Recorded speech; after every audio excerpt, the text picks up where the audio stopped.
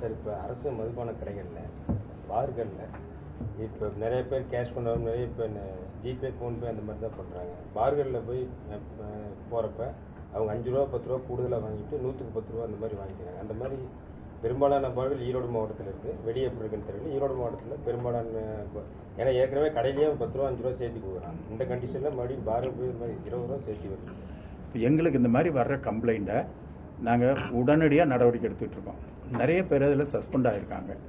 நிறைய இடத்துல நடவடிக்கை எடுத்துருக்கோம். இல்லை சார், நான் கடையில் கேட்கல, பாரில் இந்த இஷ்யூ இருக்குன்னு சொல்லுவாங்க. இல்லை, பாரில் இஷ்யூ இருந்ததுனாக்க அது எங்களுக்கு கம்ப்ளைண்ட்டாக பண்ணால் பாரில் அங்கேயும் நடவடிக்கை எடுக்கிறதுக்கு எங்களுக்கு உரிமை இருக்குது. அரசனுடைய சார்பில் நடவடிக்கை எடுக்கிறதுக்கு உண்டான உரிமை இருக்குது. அவங்க என்ன மாதிரி நடத்தணும், என்ன கண்டிஷன்ஸ் இருக்குது. அதனால் அப்படி இருந்ததுன்னா நீங்கள் வந்து அதை எங்களுக்கு ஸ்பெசிஃபிக்காக சொல்லுங்கள். இந்த கடைன்னு சொல்லுங்கள், இந்த பார்னு சொல்லுங்கள், கண்டிப்பாக நடவடிக்கை எடுக்கிறோம். அதில் வந்து அரசனுடைய சார்பாக லீனியண்ட்டாக இருக்கிறதுக்கு நாங்கள் தயாராக இல்லை. எங்கள் தகவலுக்கு வராமல் இருக்கும்போது தான் அது பிரச்சனையை ஒழிய எங்களுக்கு தகவலுக்கு இப்போ நீங்கள் ஜென்ரலாக சொல்கிறீங்க, இந்த இடம்னு சொன்னீங்கன்னாக்கா காலையில் போய் பார்க்க சொல்கிறேன், அதுக்கு உண்டான நடவடிக்கை எடுக்க சொல்கிறேன். இல்லை, அது வந்து இப்போ பரிச்சார்த்தமாக வந்து சில மாவட்டங்களில் மட்டும் செய்யுது. ஆனால் எல்லா இடத்துலையும் பண்ணுங்கிறது தான் காரணம். வந்து விவசாயிகள் பாதிக்கப்படுறாங்க, ரோட்டில் போட்டுடுறாங்க. இதெல்லாம் தவிர்ப்பதற்கான நடவடிக்கை எடுக்க வேணும் ஏற்பாடு செஞ்சுருக்கோம்.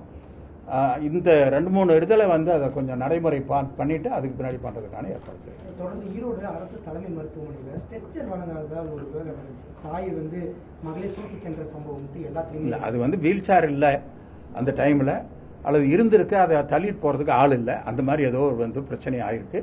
அது அப்போவே வந்து ரிப்போர்ட் ஆச்சு. கலெக்டர் வந்து உடனே கூப்பிட்டு அங்கே விசாரிச்சுட்டாங்க.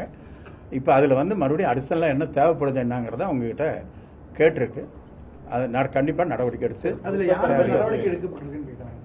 இல்லை, அந்த டைமில் அங்கே இருந்திருக்க வேண்டியவங்க யார் என்ன அது வந்து இப்போ கன்சர்ன்ட் அதிகாரிகளுக்கு சொல்லியிருக்காங்க. அந்த டைமில் அவங்க இருக்க வேண்டியவங்க இல்லாமல் இருந்திருந்தால் கண்டிப்பாக நடவடிக்கை எடுப்பாங்க.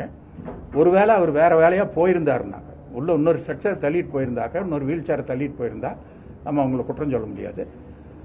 வீல் சேர் போதாமல் இருந்ததுனாக்க கண்டிப்பாக அதுக்காக நடவடிக்கை எடுத்து ஏதாச்சும் வெளியில் வாங்கியாவது கொடுக்கறதுக்கான ஏற்பாடு செய்யப்படும். இல்லை, சம்மந்தமான நடவடிக்கை எடுத்து 4 நாளில் ரிப்போர்ட்டை வந்து கலெக்டரேட் கொடுக்குறேன்னு சொல்லி ஜேடி மேடம் சொன்னாங்க. கிட்டத்தட்ட ஒரு 10 நாள் ஆயிடுச்சு.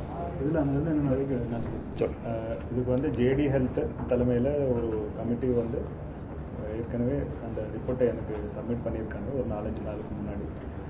அந்த அதிகாரிகள் வந்து யார் கண்ட்ரோலில் வராங்கன்றது நம்ம பார்த்துக்கணும். ஒரு சிலர் வந்து டிடி ஹெல்த் கீழே, ஒரு சிலர் வந்து ஜேடிஏ ஆக்ஷன் எடுக்கணும், ஒரு சிலர் வந்து அவுட் சோர்சிங்.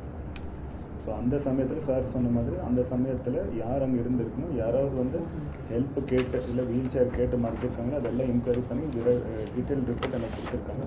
அது வந்து நடவடிக்கை எடுக்கிறதுக்கு அந்தந்த அதிகாரிகளுக்கு ஏற்கனவே அனுப்பப்பட்டது. கூடிய விரைவில் நடவடிக்கை எடுக்கணும். ஸோ ஆவினில் வந்து எக்ஸ்பைர்டான பிஸ்கெட்லாம் விற்பனை கொண்டு போனதாக சொல்லி விவசாயி ஒருத்தர் சொல்லி பிடிக்கப்பட்டு விசாரணை நடத்தப்படும். இன்னும் அது மாதிரி நடவடிக்கை எடுக்கப்படலை அப்படின்னு இல்லை. நடவடிக்கைங்கிறது டக்குன்னு ஒரே நாளில் இருக்கிறது. நடந்து விசாரிச்சு இல்லை, அது தெரியும்.